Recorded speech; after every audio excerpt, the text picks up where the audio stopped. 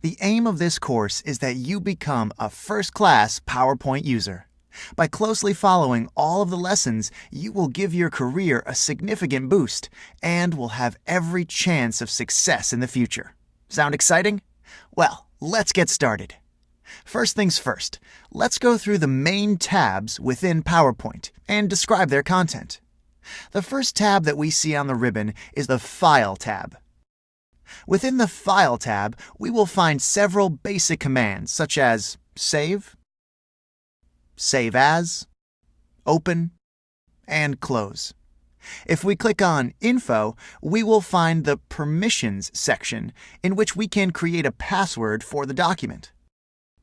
Once a password is chosen, the user will have to type it in every time before opening the document.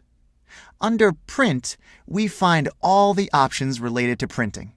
We can select whether we want to print all slides or just a specific part of the document, how many slides to be included in each page, whether to use colors, etc.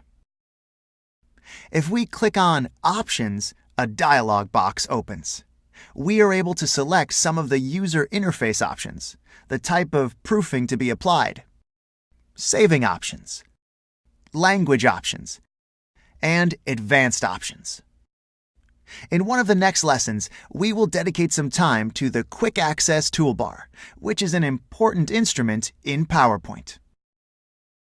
Let's go ahead and take a look at the commands that are available within the Home tab. It contains some of the most frequently used properties. Buttons such as Cut, Copy, and Paste that can transfer text, data, or objects within your files. Most of the formatting options are included here as well. You will find features such as font, font size, text color, text alignment, etc.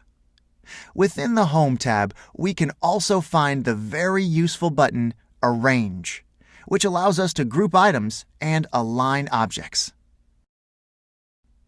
The Insert tab will let you add objects to your slides. You can insert things such as pictures and images by using this tab. It also allows you to add a number of items, among which are shapes, smart art, text boxes, equations, video, and audio. The next tab in the ribbon is the Design tab.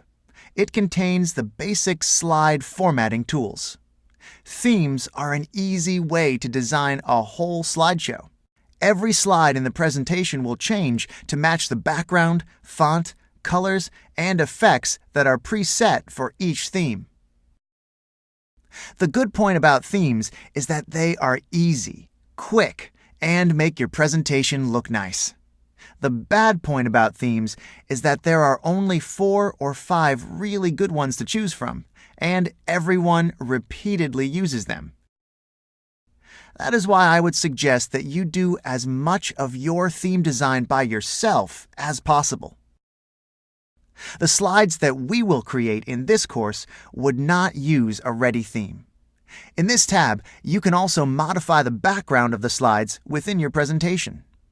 The Transitions tab enables users to change slide transitions, set different properties or timings for the transitions of their slides, and generally adjust their preferences regarding slide transitions. Here is the fun part of PowerPoint: animations of objects. You can make just about any object move in and out and fly around in almost any way that you can imagine. We will examine animations more closely in some of our next videos. The next tab in the ribbon is the Slideshow tab.